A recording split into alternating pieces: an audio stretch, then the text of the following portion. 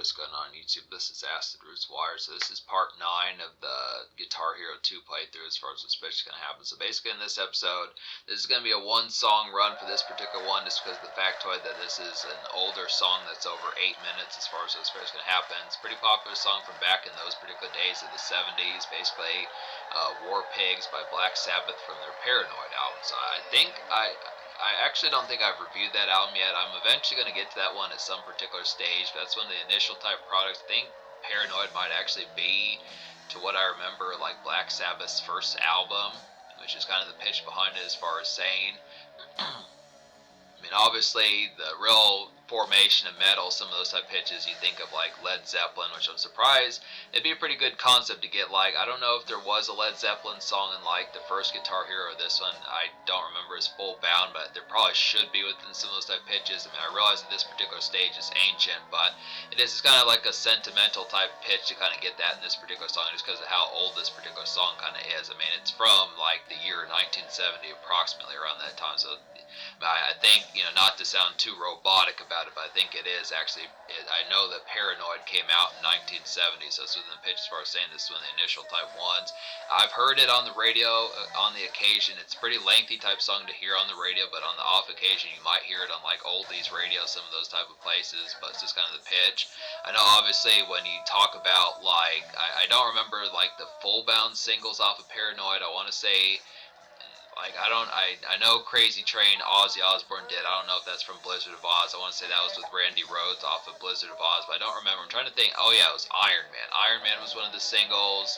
And then there's another one off of Paranoid that I don't remember as full bound, but it's just a good pitch like that. There were at least 3, maybe even 4 singles, but back in those days, albums only had like 7, 8, or 9 songs. It's just in the pitch as far as saying, but this is definitely a pretty lengthy type one within the fare behind it, so classic rock within some of that type fare. I would listen to this song a lot more. I kind of question as to like the sheer full bound degree as to why this song was 8 minutes. I mean, I realize that this is kind of like a trendsetter of one, just definitely to say that. It's one of those type ones that some of the initial, like, there just weren't too many metal projects. I mean, in the 60s you had the Beatles who were transforming rock between the Beatles and Elvis and some of those type folks, but then you also had like just right on the crest of like the 70s with Black Sabbath as far as those fairs going to happen. It's just kind of the pitch as far as saying that is just the initial kind of formats of getting to like heavy metal, some of the stuff here. So it's a good type pitch. I want to say there was like some other bands, I don't really remember as full bound, maybe the Rolling Stones, I don't know if they were metal, but just trying to think of who was competing with Led Zeppelin back in those days, because I want to say that Led Zeppelin, like someone died in that particular band. I don't remember his full bound. I looked it up on Wikipedia, but I don't remember as far as the reason why Led Zeppelin didn't make it much past like the early 70s, something like that.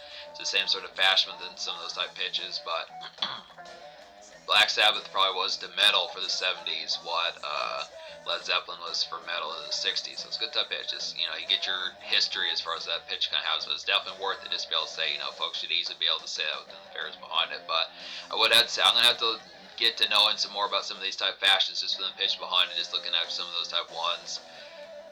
Trying to get more to like 70s type fare within some of those type aspects there. Just good type concepts for some of that. Just being able to say.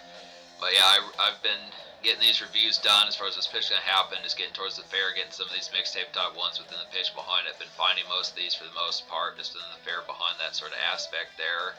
Just trying to get towards it. Just recently, as of this moment when I'm doing this particular video, the Juice WRLD video just came out, so it's a good type pitch as far as those fairs going to happen. Did that one back in February. It was a good type fair. I mean, that's the only thing about really talking about doing reviews on this particular channel as far as those fairs going to happen, is if I talk about ones that I've done recently, it kind of spoils it for like the concept as to when those particular reviews are going to come out. So I have to talk on this particular channel with stuff that I did back in February as far as those fairs going to happen within the aspect behind it. But it's just kind of the tone as far as me saying, just not spoiling the surprise as far as those aspects going to happen. So I just look within the pitch, just kind of the concept. So it's just kind of, I mean, in certain senses, I would almost think that spoiling the surprise wouldn't be too affably kind of horrible within the pitch behind it. But then in the same sense, it just kind of the concept. I don't know. It's just kind of the concept of just wondering whether or not that just waiting for it just within the pitch is within the easier type pitch behind. But I look after. I mean, either type way.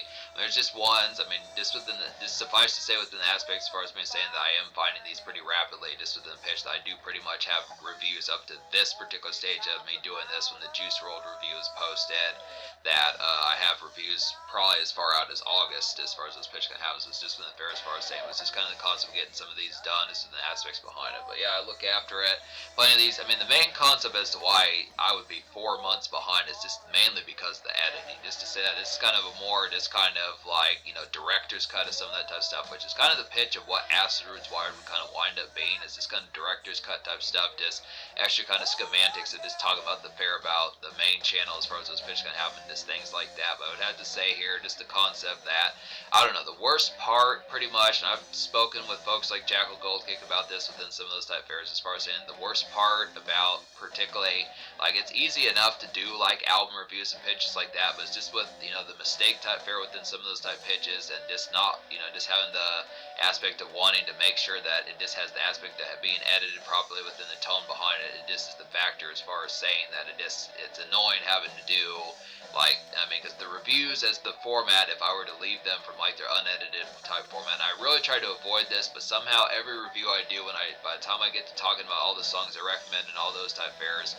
usually winds up being over 25 minutes, and that's just really annoying to have to edit and just snip apart the pieces towards it as far as this pitch is going to happen with it. Just being able to say that having to rapidly kind of do that is just kind of the fair. It's just, for the most part, I'm usually not typically in the mood to edit 2 reviews a day. It's not so much of a difficulty doing 2 reviews a day, but that's probably the fashion as to why I have reviews in a daily type fashion as far out as August, just being able to say as far as this pitch is going to happen with it. But I look after it, so yeah, there's some good ones on the way, just be able to say some stuff like that, plenty of these just be able to get to, plenty of mixtapes, some of that type fair. But yeah, getting back to like the particular pitch about this particular song, so there's some ones in here, I don't really think there's going to be any further 8-minute songs within some of those aspects. It's going to be interesting to see the songs that are going to be in the game, is because for the most part, it's not so much that it goes back to the oldies, it's full bound, but it's supposed to be a connecting game that kind of has that fashion. That's a good concept as to what this particular channel, you know, talk about for folks that are newer who just have stumbled upon this video, pitches like that, to recommend the main channel where I review music and albums and pitches like that, and mixtapes and compilations, some of that type fare, is being able to say and stuff that that's the pitch of what you're getting on this particular channel, is just saying if you recognize an album or a song from like 1973 or 1986 or 1995 or something, it's just a good type pitch to be able to have some of those type fares. But it's kind of the concept. I look after it here.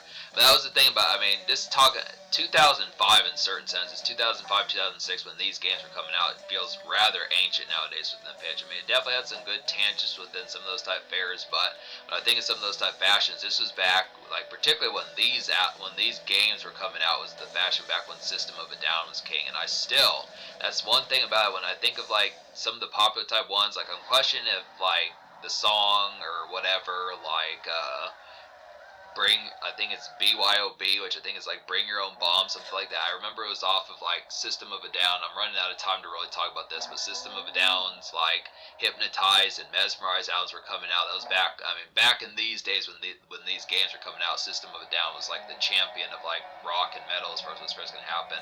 I'm losing track of the point I was trying to say here. I'm going to try to get to that point real quick, but it's just kind of the concept that, like, I don't know, I'm losing track, but just being able to say that there just weren't a ton of like really other fashions to really get to amongst those concepts, just because there weren't really too. I mean, yeah, that's what I was going to talk about. It's just why System of a Down just did not come back. I still don't know why they just chose not to drop any further albums. I mean, you did get the Surge Tankin album from 2007, but I mean, damn it, they needed more albums. Just, I know it's kind of off topic and just kind of random, just soundbite kind of randomness, but this is the pitch they really needed more.